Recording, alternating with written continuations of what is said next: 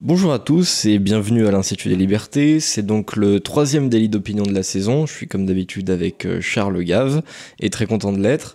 On va discuter donc un petit peu d'actualité. Je pense que la première actualité, la plus grosse de cette semaine, c'est quand même le décès de la reine d'Angleterre, donc Elisabeth II, qui a été souveraine depuis 1952, donc ça fait un paquet de temps. Vous avez peut-être des tout petits souvenirs de quand son père était roi, mais enfin peut-être pas tant que ça. Donc 9 ans. voilà, c'est quand même dingue parce que l'écart générationnel entre nous est quand même assez important et pourtant on a vraiment connu qu'un seul souverain d'Angleterre. Donc c'est quand même quelque chose. Alors à 96 ans évidemment on pouvait s'y attendre, hein, c'était pas une très grande surprise. Mais ça c'est une info qui a évidemment chamboulé l'Angleterre et le Royaume-Uni, mais au-delà de ça le monde occidental et même un peu le monde entier. Est-ce que cette reine était une sorte de symbole de permanence historique, vous pensez? Oui, elle était une permanence historique et symbole certainement. Il faut comprendre quelque chose, c'est que la souveraineté en France, elle est dans le peuple français, soi-disant. Bon. Selon nos institutions, oui. Selon l'institution, le peuple est souverain, sauf quand il vote au référendum d'une façon désagréable. À ce moment-là, il est d'un seul coup plus souverain et on change. Mais enfin, constitutionnellement, la France, c'est le peuple qui est souverain. En Angleterre, la souveraineté existe quand le peuple, quand le Parlement et la reine sont en même temps, dans un même endroit. Donc les Anglais ont une notion un peu différente de la souveraineté. Bon, les représentants du peuple, le Parlement, qui représente la population anglaise d'aujourd'hui, et puis le roi, qui représente, qui n'a aucun pouvoir, mais qui représente l'Angleterre éternelle, qui est là depuis des siècles et des siècles. Donc je trouve que cette notion de la souveraineté qui est partagée entre ceux qui ont tous les pouvoirs, le peuple d'aujourd'hui, mais quelqu'un qui mythiquement représente l'Angleterre historique, est une idée intéressante parce que ça veut dire quand même que n'importe quel Premier ministre, quand il est nommé, s'incline devant la reine. C'est-à-dire, quelque part, s'incline devant l'histoire.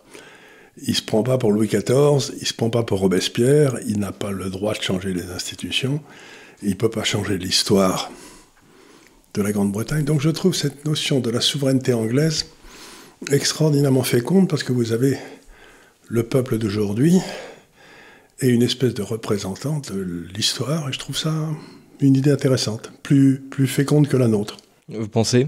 Ce que je trouve assez intéressant, c'est que la France, qui est donc un peuple plutôt républicain, a quand même une sorte de fascination et quand même assez chamboulée par cette nouvelle. Et Elisabeth II avait une sorte de popularité en France. Et je trouve ça intéressant et à analyser dans le sens où est-ce que vous pensez que peut-être une partie des Français, que ce soit consciemment ou inconsciemment, regrette quelque part d'avoir décapité son roi? Alors ça c'est pas impossible. Puis la constitution de la Ve République est presque une constitution monarchique, c'est-à-dire qu'on élit un monarque, donc c'est peut-être pas une bonne chose, parce que ce monarque ne représente que le peuple d'aujourd'hui, il ne représente pas le peuple de toujours. Alors c'est possible. Mais j'avais lu un jour un sondage d'opinion qui était fait chez les Français, justement, dans lequel on disait « En cas de guerre, avec qui préférez-vous être allié ?» Donc on leur avait mis tout un tas de pays. Et le pays qui était ressorti en tête pour être allié, c'était la Grande-Bretagne. C'est-à-dire que, bon, on les déteste, comme dit mon fils, tous ceux qui jouent au rugby soutiennent deux équipes, son équipe et celle qui joue contre l'Angleterre. Mais ça fait rien.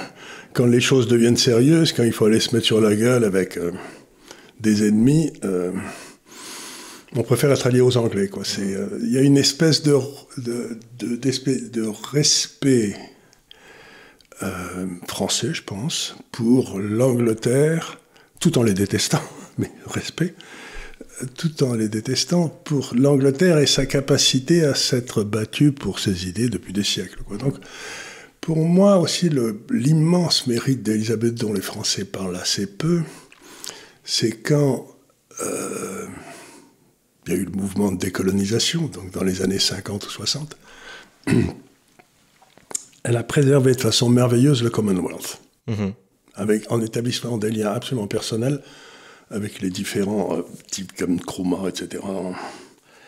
Et donc, par sa présence, par le respect qu'elle inspirait aux autres, justement parce qu'elle représentait l'Angleterre éternelle, elle a réussi à maintenir cette construction extraordinaire qu'est le Commonwealth. Cette espèce de... Tous les pays qui avaient dans le fond été colonisés par l'Angleterre et qui se reconnaissaient dans le fond dans le droit anglais, dans les institutions anglaises. Et elle est restée, ce qu'on oublie toujours, elle était la reine du Canada, la reine de l'Australie. Absolument, oui. Elle était donc la reine de tout un tas de pays, la reine de tout un tas d'îles dans les îles Vierges, etc. Donc, pour moi, c'est, tout en n'ayant aucun pouvoir, elle a réussi à maintenir les mythes, sans lesquels n'existe pas une nation, quoi. Il y a un petit peu de ça, oui. C'est très, ce qu'elle a fait est très fort. Maintenant, est-ce que ces mythes, cette préservation, cette monarchie anglaise, est-ce que c'est juste une sorte de reliquat, quelque chose qu'on est content d'avoir, mais qui factuellement ne sert pas à grand-chose, ou est-ce que quand même ça a une certaine importance dans la préservation de la nation ? Ça a de l'importance, alors les choses changent, mais prenez un homme comme Lee Kuan Yew. Lee Kuan Yew, c'est celui qui littéralement a créé Singapour de toutes pièces. Il est arrivé, il était ce qu'on appelle first at Cambridge, c'est-à-dire le meilleur élève qu'on puisse être. Puis Singapour a été chassé de la Malaisie parce qu'il y avait que des Chinois dedans, donc c'était un acte purement raciste, quoi. Donc on n'aime pas les Chinois. Ouais. Et ils étaient dans un état de délabrement total quand ça s'est passé, c'était au début des années 50. Et en l'espace depuis, ça fait 70 ans, Singapour maintenant est devenu un des niveaux de vie les plus élevés du monde, un des plus grands ports, etc. Bon, ça a été une réussite économique et politique flagrante. Mais pendant qu'il essayait d'établir la crédibilité des institutions, Lee Kuan Yew avait monté un système de droit où si on était en bisbille avec le gouvernement de Singapour, si on était une société française, étrangère, etc., et qu'on commençait à plaider contre l'État de Singapour, la dernière cour d'appel était la couronne britannique. Ah, c'est intéressant. C'est-à-dire qu'il avait accepté que, dans le fond, la cour... ce qu'on appelle le Supreme Council, je ne sais plus quoi, le King Council, c'est quelque chose comme ça. Oui, c'est ça. C'est une espèce de... C'est une chambre qui est autour de la reine et donc, ce que faisait... Donc, Lee Kuan Yew reconnaissait que dans le domaine du droit, pour déterminer qui avait raison, qui avait tort, eh bien, il fallait mieux demander à la couronne britannique que d'avoir sa propre Cour suprême, en quelque sorte, qui aurait été plus douteuse. Et j'ai trouvé, maintenant c'est plus le cas, mais j'ai trouvé que c'était un truc extraordinairement astucieux. Vous voulez établir une filiale à Singapour, vous dites, d'accord, je risque d'avoir des ennuis parce que c'était un gouvernement qui était moyennement démocrate. Hein. Vous aviez le droit de voter, mais vous aviez le droit de voter plutôt pour le Kuan Yew que pour quelqu'un d'autre. Donc c'était quand même un peu...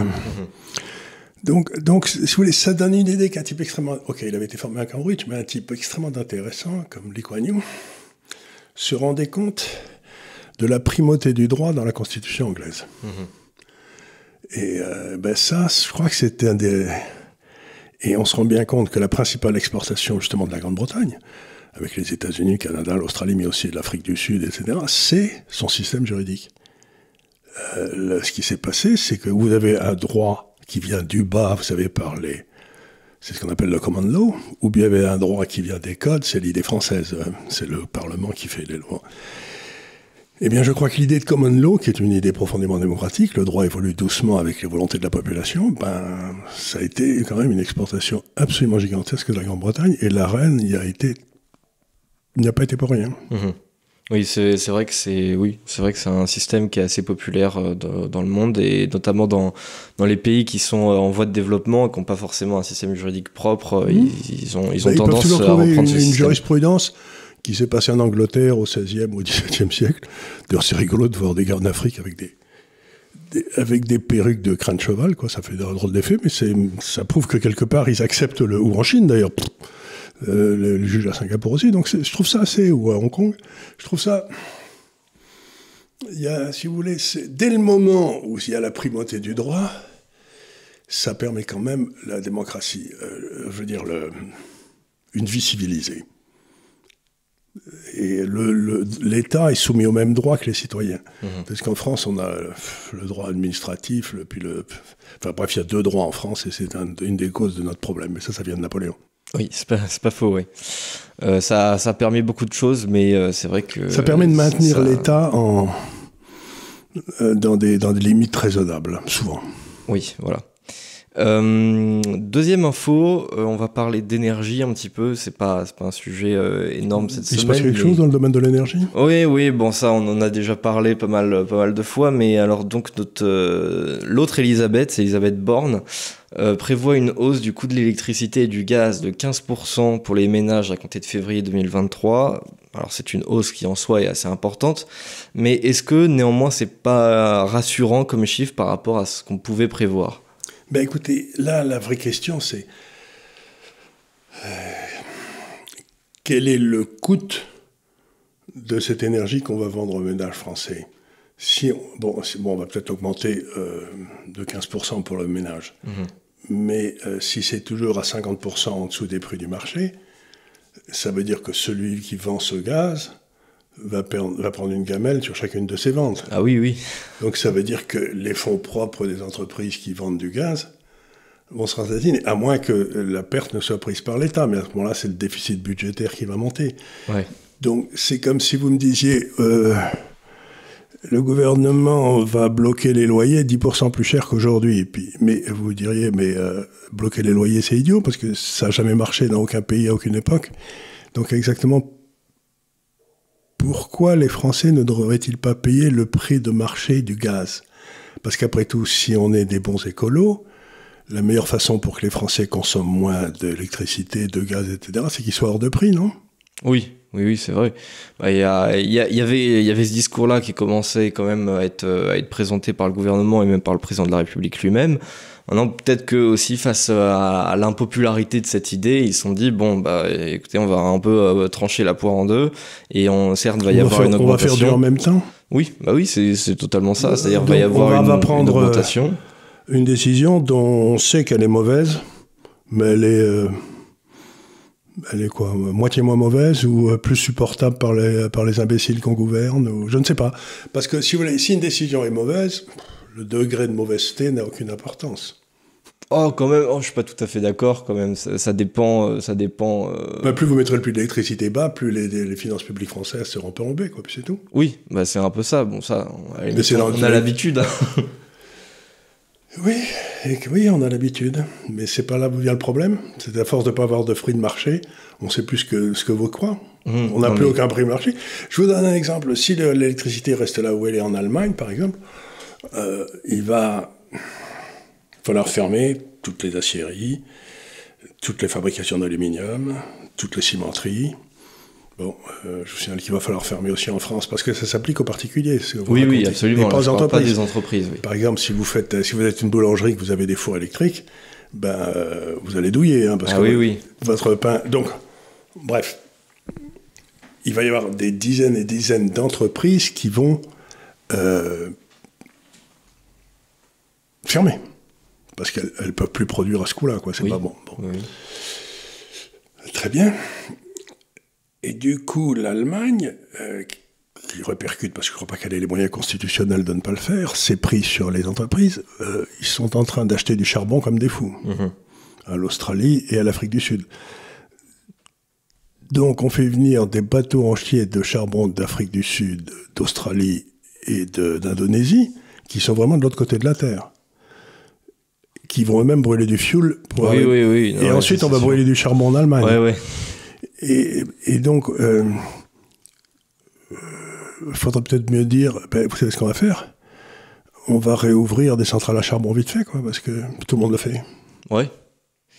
À mon avis, c'est une possibilité, oui. Oui, non, mais plutôt que de faire des trucs de corne-cul, comme de diviser le prix de l'électricité par 3 avant de le multiplier par 2 et de le diviser par 45, auquel personne ne comprend rien, vous feriez peut-être mieux de dire, écoutez les gars, on va mettre sur une sur la table d'attente, là, on va mettre sauver la planète, et puis on en reparle dans 5-10 ans quand on aura fait nos centrales nucléaires, quoi.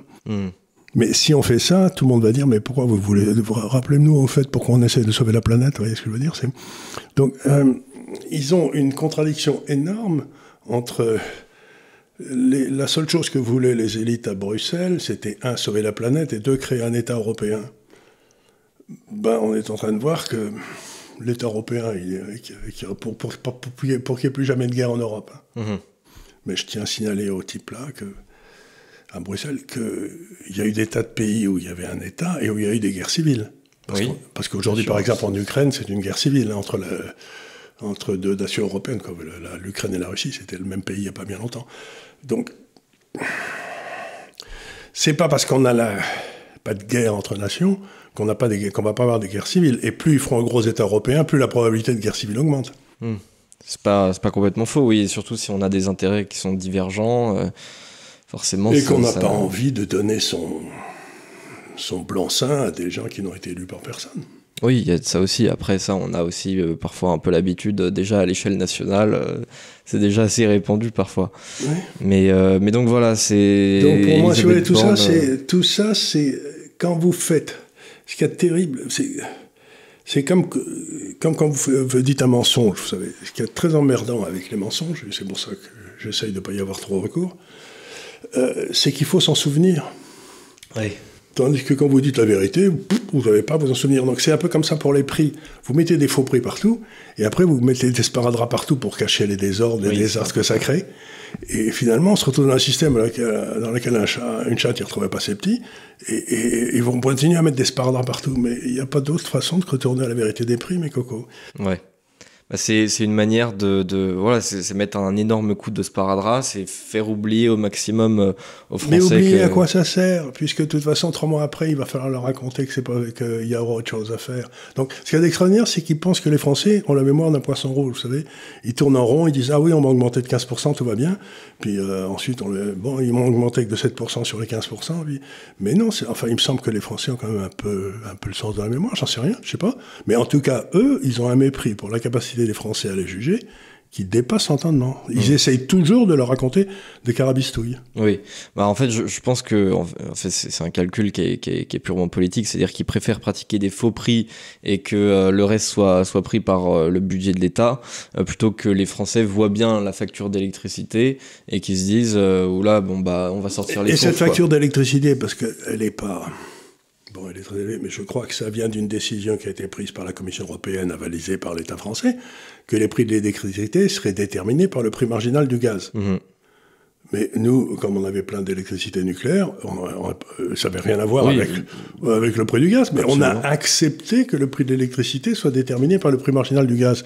Mais je ne sais pas si le prix de l'électricité en France aujourd'hui est déterminé par le prix marginal du gaz. On a encore des centrales nucléaires qui doivent tourner, j'en sais rien, mais enfin, à un moment, on faisait quoi 80% de notre électricité était produite par des centrales nucléaires, donc ça n'avait rien à voir avec le gaz. Oui, absolument. Oui. Et puis donc on massacre les Français parce que la France avait un avantage comparatif avec ses centrales nucléaires, et que l'Europe a trouvé que c'était insensé que la France ait un avantage comparatif dans le domaine des... Et donc, on a fait un truc pour tuer l'avantage comparatif de la France sur l'électricité. Et nos corgnons l'ont accepté. Ben, ils ont qu'à l'annuler. Ils ont qu'à dire, écoutez, compte tenu de la gravité de la situation, maintenant on retourne au statu quo ante, quoi. C'est ce que je ferais. Et d'ailleurs, c'est ce que certains, même autour de Macron, semblent vouloir dire, sans pour autant trop l'assumer, parce que c'est quand même... il faut pas oublier que Mme Borne, c'était celle qui voulait fermer la moitié des centrales nucléaires il y a un an, quand elle était ministre de l'Industrie. Hein. Oui, donc elle est polytechnicienne, donc elle doit savoir à peu près comment un réacteur nucléaire fonctionne. Donc, mais ça fait rien. Elle savait qu'il n'y avait pas de danger, mais comme on lui donnait l'ordre, elle le faisait. Mais des gens... Ce qui me surveille avec toutes ces élites, c'est qu'il n'y en a plus jamais un qui démissionne.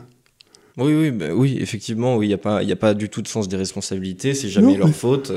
Non, mais c'est pas de leur faute, si on leur donne un ordre, ils le suivent. Mais je croyais que depuis les années 40, c'était Il y avait des ordres qu'on suivait pas, quoi. Si c'est pas bon, on donne sa démission et on va vers autre chose. Ouais, mais après, c'est peut-être aussi un petit peu son idéologie. C'est-à-dire que la fermeture de Fessenheim, c'était un deal entre François Hollande et Cécile Duflot, à l'époque de 2012. Et puis, au final, ça a été mis en place, ça a commencé, la maintenance a été arrêtée sous François Hollande. Elle a été continuée ensuite sous Emmanuel Macron, et la centrale de Fessenheim a été définitivement fermée lorsque, justement, Elisabeth Borne était ministre de la Transition énergétique. Donc oui, c'est elle qui est partiellement au moins responsable de cette fermeture, mais elle n'en tient pas compte. Non, mais en plus, on vire le pauvre patron d'EDF, M. Lévy, là, que je connais pas, mais enfin, je suis sûrement un type très compétent, et alors on lui dit, vous n'avez pas entretenu vos centrales, mais il disait, pourquoi voulez-vous que je les entretienne, puisqu'on allait me les fermer dans les 4 ans qui venaient, ou 5 ans qui venaient. Ouais. Donc il dit, oui, mais vous auriez dû les entretenir quand même, mais je veux dire, c'est vraiment... Donc aller contre les ordres. donc aller contre les ordres, mais lui, il a suivi son truc, il a dit, écoutez, des centrales qu'on va fermer dans 4-5 ans, je ne vais pas dépenser des 100 et des 1000 pour les maintenir en état. Quoi. Bah oui, je comprends. Et on le vire. Bah oui. Oui, c'est pareil, on se demande aussi pourquoi on n'a plus d'ingénieurs nucléaires, mais forcément, on disait il y a 20 ans qu'on allait s'en débarrasser, du coup, personne ne voulait aller dans ces filières-là. Mais évidemment non. Donc évidemment, voilà, c'est toujours un petit peu énervant, c'est que les décisions qui nous plongent dans l'abîme sont extrêmement faciles et rapides à appliquer, alors que celles qui peuvent nous relever, elles prennent beaucoup plus de temps. C'est quelque chose que je me tue à dire aux gens, mais en même temps, les décisions qui nous plongent dans l'abîme, c'est comme l'euro et toutes ces saloperies-là, on voit les effets négatifs 5, 10, 15 ans après. C'est-à-dire, au début... Vous savez, c'est le gars qui tombe de 30e étage, là, il passe devant le 20e, il dit tout va bien, le 10e, tout va bien. Jusqu'ici, tout va bien. Mais c'est exactement ça, donc je regarde ça, je me dis c'est incompréhensible. Parce que je n'arrive pas, c'est soit de la lâcheté, soit de la bêtise, c'est pas exclu, soit alors un cynisme qui dépasse l'entendement. Je pense qu'il y a un peu de ça, il y a le côté moi j'ai envie de faire carrière, j'ai pas envie qu'on m'emmerde, donc je suis les ordres, et comme ça au pire c'est les ordres d'au-dessus, donc c'est pas moi, donc jamais personne n'est responsable. Combien de fois j'ai vu des articles qui disaient que Macron était furieux contre ses ministres à cause de je sais plus quoi, comme s'il était pas au pouvoir, quoi. Et c'est lui qui avait donné l'ordre, et ses corneaux l'avaient suivi. Oui, voilà, donc il donne les ordres, ou d'autres donnent les ordres, certains les suivent, et puis jamais personne n'est responsable à la fin, quoi. Donc ça, si, à la fin, on trouve un lampiste comme M. Lévy qu'on fait sauter. Ouais, peut-être, ouais. Changement d'info, on va parler un petit peu du front russe, peut-être pas trop longtemps quand même, mais on va en parler. On n'en avait pas parlé depuis longtemps parce que déjà l'intérêt tactique avait un petit peu diminué, c'était une guerre qui était plus contenue avec moins de pertes des deux côtés, que ce soit en pertes humaines ou en pertes matérielles. Cependant là, tout de même, il faut admettre que l'armée russe a subi une assez grosse défaite. Il y a même un commentateur militaire russe qui a qualifié cette nouvelle déroute de plus grande défaite militaire russe depuis 1943.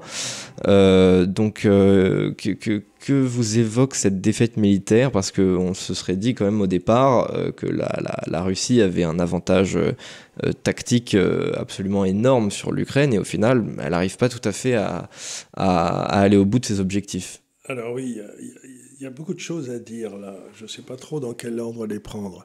Je vais essayer de commencer par ce qui me semble le plus évident. La plupart des gens pensent que il serait intéressant pour la Russie que la guerre s'arrête le plus vite possible. Je ne vois pas pourquoi.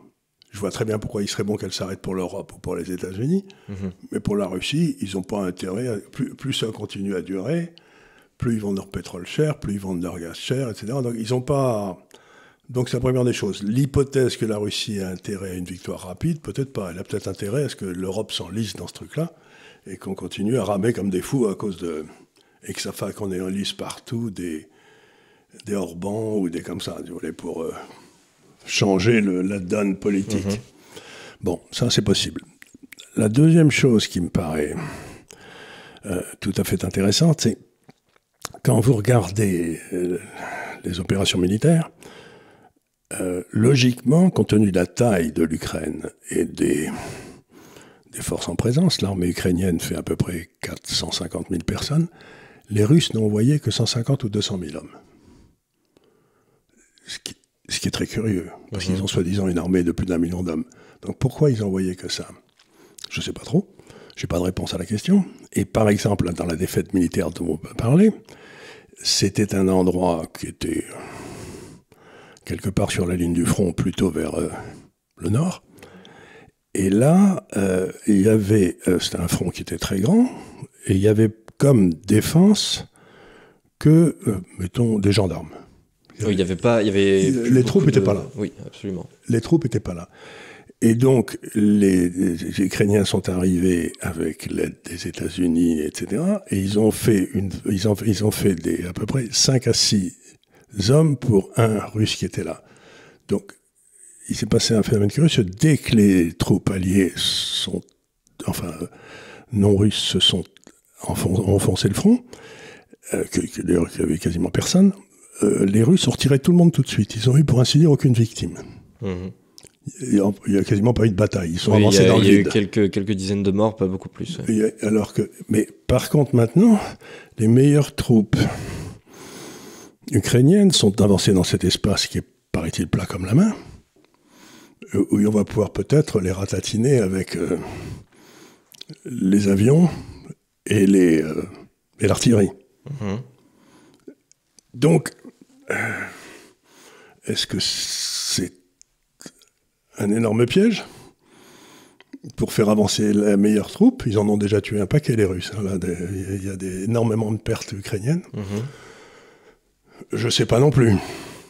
Et puis, troisième point, c'est beaucoup plus au sud, du côté du Donbass et de Donetsk, là-bas, là où il y a le cœur militaire des forces ukrainiennes, c'est là où ils ont fait le plus de retranchements, de fortifications, etc. La bataille a l'air de reprendre assez sérieusement, parce que quand ils ont retiré leurs meilleures troupes pour les faire avancer là, ben, elles sont plus là. Oui. Et donc, je dis pas, je sais pas trop, parce que j'écoute tout ça. Moi, mes connaissances militaires sont limitées, mais je me dis, les batailles, c'est quand même beaucoup de... Il y a beaucoup de faux semblants, si vous voyez ce que je veux dire. On fait des fausses trucs. C'est comme les Anglais qui avaient fait des tanks en carton partout sur la ligne avant, en 1940. Ouais. D'ailleurs, les Ukrainiens ont refait ça avec des espèces de véhicules qui lancent des missiles. Et c'est des lance-missiles mobiles, en fait. Et ils en ont fait en bois. Et donc, ça a diminué énormément le stock de missiles russes, en fait. Oui, parce que ils ont été tirés sur des trucs en carton. Donc, je ne sais pas trop. Mais moi, il y a des tas de choses que je ne comprends pas trop dans cette guerre. C'est pourquoi si peu de soldats russes? Ouais.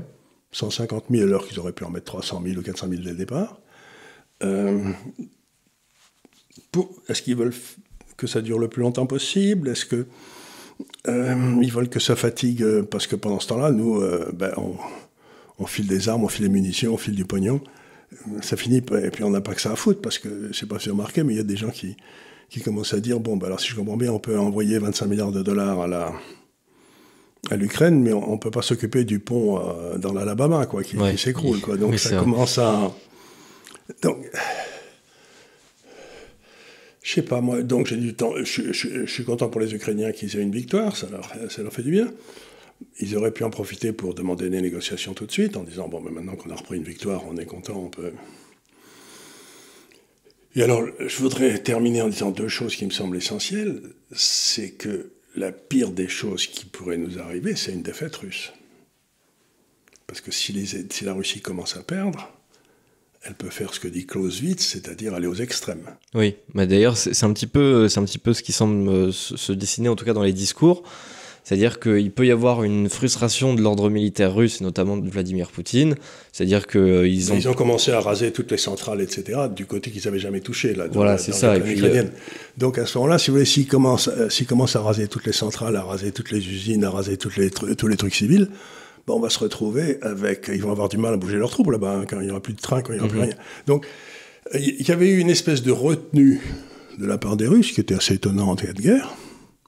Mais là, je ne sais pas, si on sort de toute retenue, J'ai très peur. Le but des Américains, c'est de faire comme toujours ce qu'ils appellent un changement de gouvernement. Vous savez, un changement, il faut changer. C'est ce qu'ils ont essayé en Irak, en Afghanistan, partout, avec toujours le succès qu'on a vu.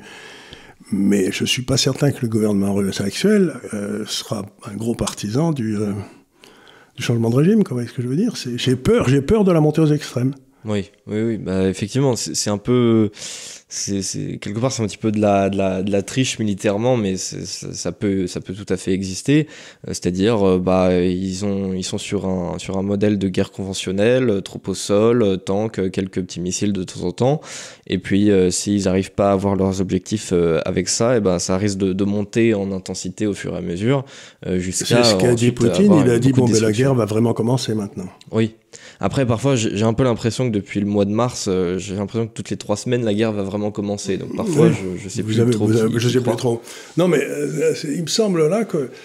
Moi, je vois des gens qui souhaitent de tout leur cœur la défaite de la Russie, mais j'imagine rien de pire. Hein, parce que comme déstabilisation... ça serait... parce que si c'est... Enfin, je ne sais pas quelle serait la réaction d'abord des Russes, et ensuite de l'armée russe et des corps constitués russes. Il ne faut pas oublier qu'on a essayé de ruiner la Russie quand le mur de Berlin est tombé. On a envoyé tous les gars américains des universités pour essayer de piller les ressources naturelles de la Russie. Ils se sont fait virer quelques temps après, avec les oligarques qui avaient gagné un peu d'argent. Mais quand vous regardez l'étendue de la Russie et les ressources naturelles qui règnent, vous pouvez vous dire qu'il y a peut-être des gens dans l'appareil industriel ou militaro-industriel américain qui aimeraient bien mettre la main sur ces ressources, quoi. Oui, sans doute.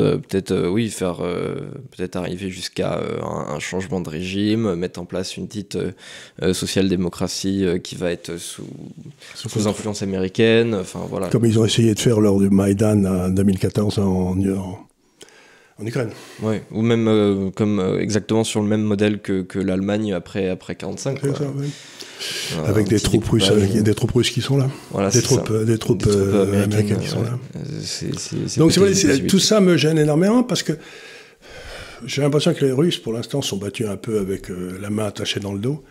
Ce qui pour moi m'allait bien parce qu'ils essayaient de tuer le moins de monde possible parce que c'est des frères les Ukrainiens, donc ils ont de la famille là-bas, donc ils avaient peut-être pas non plus intérêt à ce que ça monte trop en intensité dans le sens où on commence là depuis quelques mois à plus entendre parler de crimes de guerre, de ce genre de choses, donc peut-être que ça calme aussi un peu l'opinion européenne sur la question. Peut-être, on va voir, mais donc si vous voulez je regarde ça avec cette guerre me paraît stupéfiante.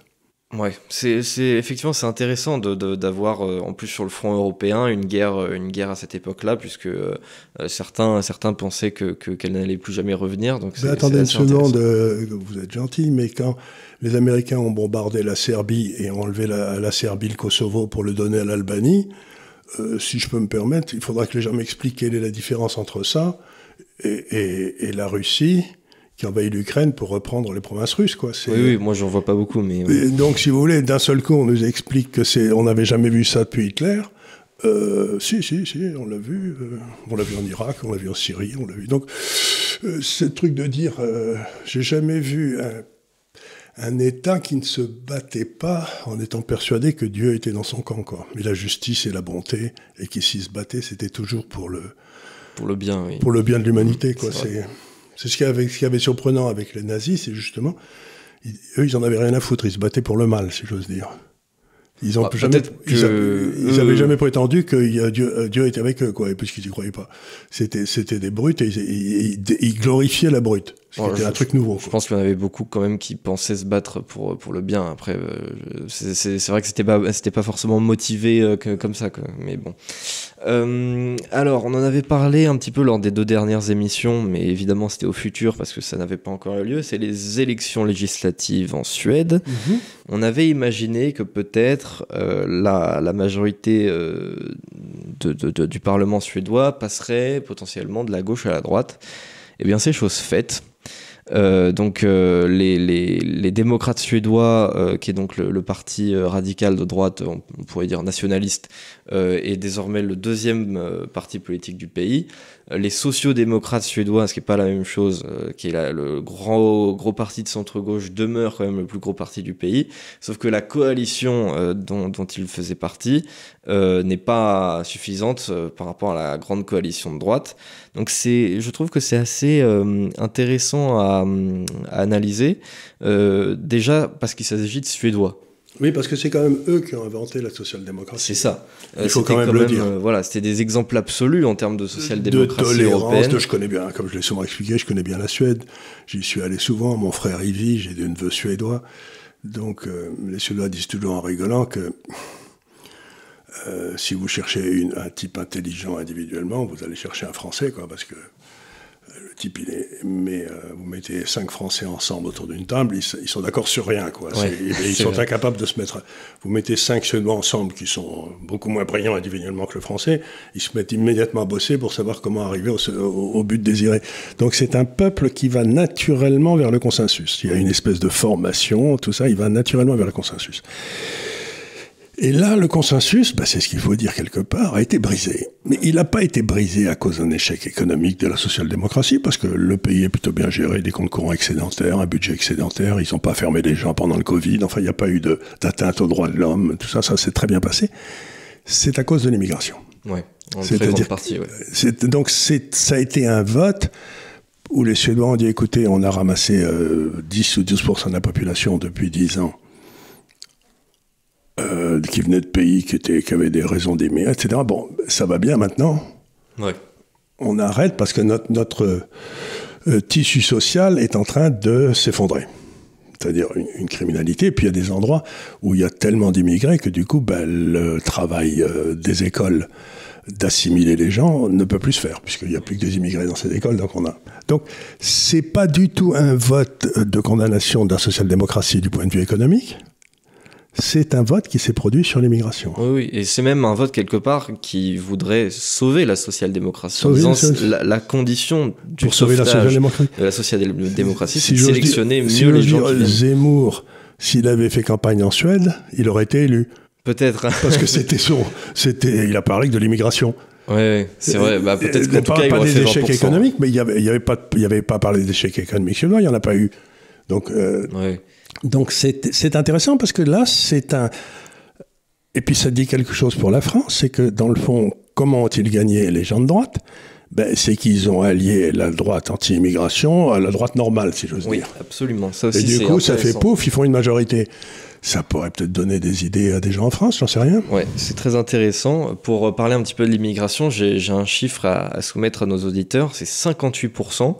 58% des condamnés pour viol et tentatives de viol entre 2013 et 2018 sont des personnes nées à l'étranger.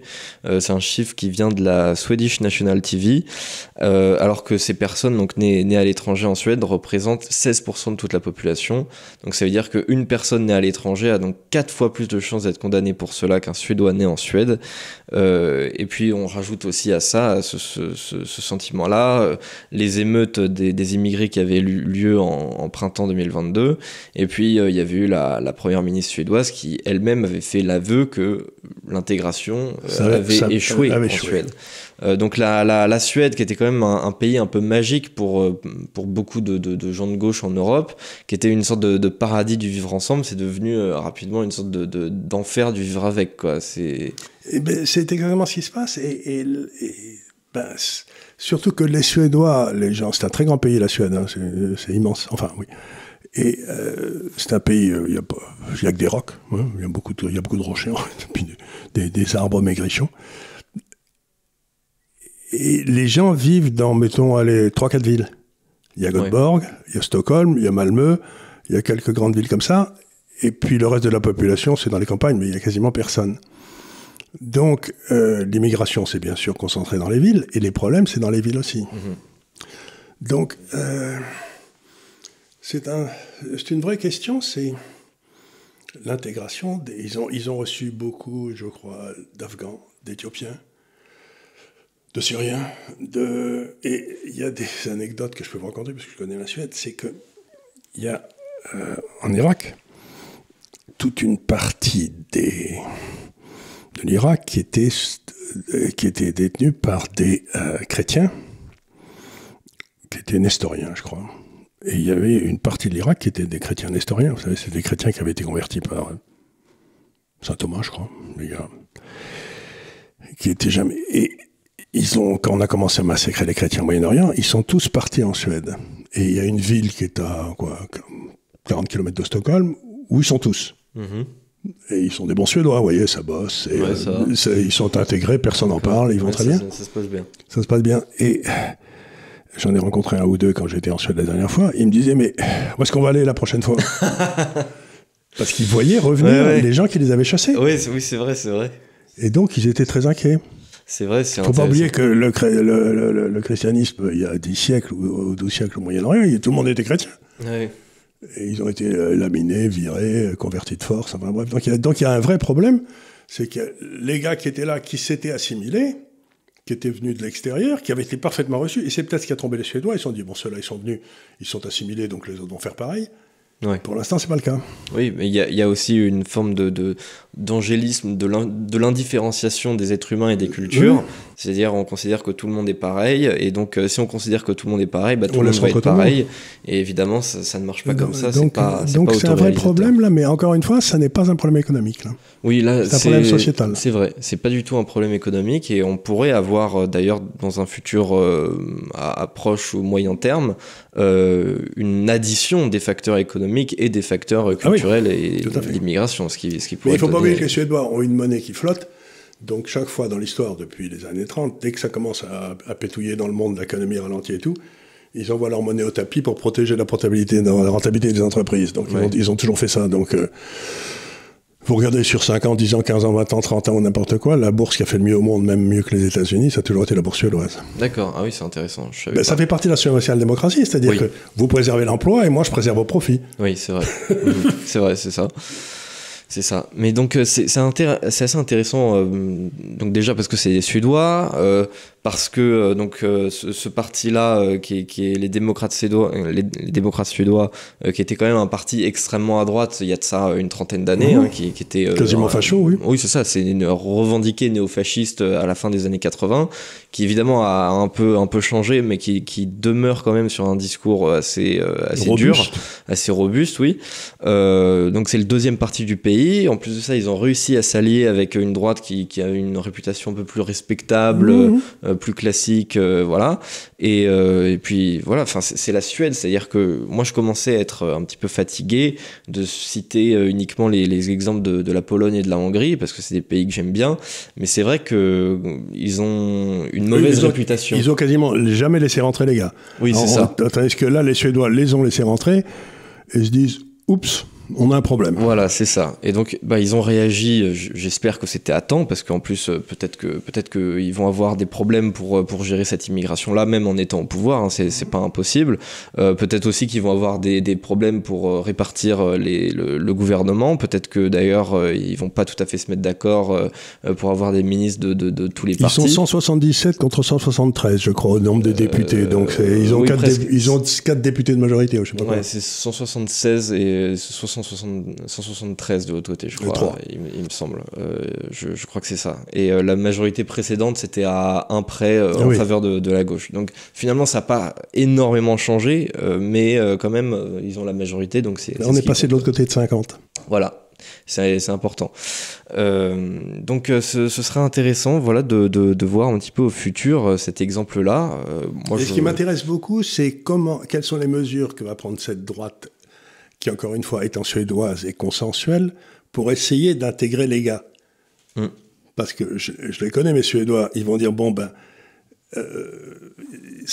on va pas faire le truc de tout le monde il est beau, tout le monde il est gentil. Ouais. On va avoir une main de fer dans un gant de velours, quoi, si j'ose dire, ou le contraire. Et donc ça m'intéresse de voir qu'est-ce qu'une droite, mettons anti-immigration, va trouver comme solution pour essayer d'intégrer des gars qui sont là depuis 25 ou 30 ans. Ouais. Ça va être intéressant de voir s'il y a un peu de créativité là. Ouais. Alors moi je sais pas exactement où ils en sont par rapport notamment à la clandestinité, parce que ça aussi il y a des gens qui sont probablement sur le territoire de manière illégale. Ouais, c'est pas évident d'arriver en Suède hein, parce qu'il faut. Oui, non, je m'en doute. C'est un peu, si vous voulez, autrefois ils avaient les mêmes lois contre les chats et les chiens vous savez, contre la rage là, que les Anglais, et on pouvait pas passer avec des animaux. C'est parce que vous avez des points d'entrée en Suède qui sont pas. Si vous pourriez arriver par la Russie, mais enfin, là, je ne crois pas qu'il y a beaucoup de risques là. Ouais, je pense pas que ce soit. Donc la Norvège, mais là non plus, il n'y a pas bon risque, c'est pas. Ouais. Mais donc ça va être intéressant de voir déjà effectivement quelles mesures ils vont prendre, quelles mesures vont être appliquées. Ça peut être un précédent historique assez intéressant pour les droits européens. Je peux me tromper, bien sûr, ça va passer par une augmentation des pouvoirs régaliens de la police, quoi. Ouais. Sûrement, oui, c'est sûr. J'ai vu des gens quand même se plaindre sur les réseaux sociaux que c'était le retour de la loi et de l'ordre, quoi. Mais comment on peut être contre? Je veux dire, si la droite, si l'extrême droite, c'est la loi et l'ordre, c'est quoi la gauche, quoi? C'est l'absence de loi et c'est le désordre. C'est l'anarchie, quoi. C'est l'anarchie et le désordre. Oui. Très bien, donc tu te fais voler ton vélo, ton grille-pain et ton appartement et t'es content, quoi. Bon, ok, très bien. Intéressant. Voilà. Et puis, évidemment, on va bientôt pouvoir parler aussi des législatives en Italie. Donc ça va être très intéressant parce que l'Italie c'est un pays qui a commencé à être un petit peu énervé depuis quelques années déjà, et puis les sondages donnent quand même la droite très très facilement gagnante de ces élections. Mais je voudrais faire une remarque sur la Suède avant de partir, je reviendrai à la Suède si vous voulez, mais il y a un truc qui m'intéresse beaucoup, c'est qu'il y a eu 87% de votants. Oui, c'est vrai, il y a une très forte participation. C'est pas 45% de votants comme chez nous aux législatives. 87% de votants, c'est-à-dire que là, vraiment, le peuple s'est exprimé. Il n'y a pas à chiquer, quoi. Absolument. Mais d'ailleurs, en Italie, ça va être pareil. Justement, en Italie, ils prévoient une faible participation. Alors après, c'est toujours un peu pareil. Les sondages sur la participation, ils font que augmenter au fil du temps. Parce que quand on est encore à 6 mois des élections, on s'en fiche un peu. Et puis quand on est à 2 semaines, ça commence à intéresser les gens. Mais ils prévoient plutôt une faible participation. Mais alors dans les sondages, je vais les donner un petit peu parce que c'est des sondages qui sont intéressants dans le sens où ils sont assez stables depuis des mois, donc on peut peut-être les écouter. Donc ils donnent Fratelli d'Italia, qui est donc le parti de Giorgia Meloni, à 25% et première dans toutes les régions d'Italie. Le Partito Democratico, donc de centre-gauche, il le donne à entre 20 et 21. Le mouvement 5 étoiles, qui est plutôt plus de gauche radicale, il est plutôt autour des 15%. La Ligue du Nord autour des 12-13%. Forza Italia, qui est le parti de Berlusconi, autour de 8%. Et donc on aurait en termes de bloc 46,5% pour le bloc de droite, 27% pour le bloc de gauche, 15% pour le mouvement 5 étoiles et 6,5% à peu près pour le centre. Et donc une majorité assez confortable dans les deux assemblées pour la droite, pour le bloc de droite, sans toutefois probablement atteindre les 2 tiers. Voici, à partir de 2 tiers, on pouvait faire des réformes constitutionnelles. C'est pour ça que c'est intéressant, ouais. Mais donc, après ça, évidemment, le système de suffrage italien pour les législatives, je vais pas l'expliquer. En plus, je sais même pas si je saurais vraiment l'expliquer parce qu'il est vraiment très compliqué. Donc, j'invite tout le monde à regarder les pages Wikipédia ou des institutions italiennes. C'est pour ça que les gens vont pas voter. Si vous comprenez pas pour qui vous votez, vous y allez pas. Peut-être, il y a peut-être de ça. Mais oui, il y a des systèmes en même temps un peu de proportionnel, de primo-vainqueur, c'est de scrutin de liste, enfin bref, c'est la combinazione. C'est ça, c'est extrêmement compliqué. En plus de ça change tout le temps. Donc même si vous les connaissez, par exemple en 2015, c'est même plus les mêmes aujourd'hui, quoi. Donc c'est assez compliqué. Donc on va voir ce que scrutin nous réserve. Malheureusement, même la semaine prochaine, on n'aura pas encore les résultats, mais la semaine d'après, on les aura. Donc ce sera intéressant. Et puis, sur ce, je remercie chacun d'avoir suivi cette vidéo en entier. Je remercie Charles aussi pour sa présence hebdomadaire. C'est quand même important. C'est le personnage principal de l'émission. Je sais pas pourquoi, mais puisqu'on me dit d'y aller, j'y vais. Moi, je suis un bon garçon. Mais plus le temps passe, plus vous êtes une rockstar sur Internet. C'est un truc de dingue. J'arrive pas à le croire. J'en reviens pas. Et même sur TikTok, alors... entre un chien et une femme à poil, on voit apparaître Charles Gave. C'est ça, c'est le jeu des algorithmes. algorithmes. Mais oui, je pense que vous êtes de très loin le mec le plus populaire sur les algorithmes qui parlent un peu d'économie et c'est rigolo, hein. Et de société aussi sur ces réseaux sociaux. Donc je vous incite à nous rejoindre puisque nous y sommes sur TikTok, sur Twitter, sur Instagram. Je vous incite également à consulter les articles du blog de l'Institut des Libertés. Vous avez écrit un article assez intéressant lundi sur un petit peu un compte-rendu du... Je l'ai traité ce matin, j'ai expliqué comment continuer à essayer de préserver son épargne, quoi. Voilà, c'est ça, avec le portefeuille idéal, donc avec une différence, je crois, de 12 points par rapport au CAC 40 depuis 2020. 2 ans et demi, oui. C'est ça. Donc donc si vous voulez éventuellement imaginer comment vous pouvez vous faire un petit portefeuille, ça peut être intéressant. Comment vous protéger contre la rapacité de ceux qui nous dirigent. Et c'est assez intéressant parce que c'est un portefeuille qui est valable un peu en toute situation, parce que vous avez 50% de valeur antifragile en gros qui évolue positivement en période difficile, et 50% sur des valeurs qui, elles, généralement bénéficient de la croissance. Vous savez qu'on est d'une famille de joueurs de rugby. Pour jouer au rugby, vous avez des gars qui sont gros, qui tiennent au sol, qui se mettent sur la gueule, personne n'y comprend rien ce qui se passe en dessous, mais ça a l'air d'être intéressant. Et puis vous avez des gars qui galopent derrière. Et là, le portefeuille que j'ai fait, c'est une équipe de joueurs de rugby. Vous avez 50% de gros qui tiennent au sol, et puis il y en a quelques-uns qui peuvent galoper derrière parce qu'ils sont voilà. Donc c'est un peu ça. L'économie, c'est du rugby, quoi. C'est un peu pareil. En tout cas, les placements. Oui, les placements. Les placements. Il faut pas oublier que si vous n'avez pas les gros quand la pluie commence à tomber, vous allez nulle part, hein, parce que les gars ils galopent pas très bien derrière. C'est vrai, l'analogie est pas mal. Donc je remercie tout le monde encore une fois, et puis je vous dis à la semaine prochaine pour un nouveau délit d'opinion. Merci beaucoup.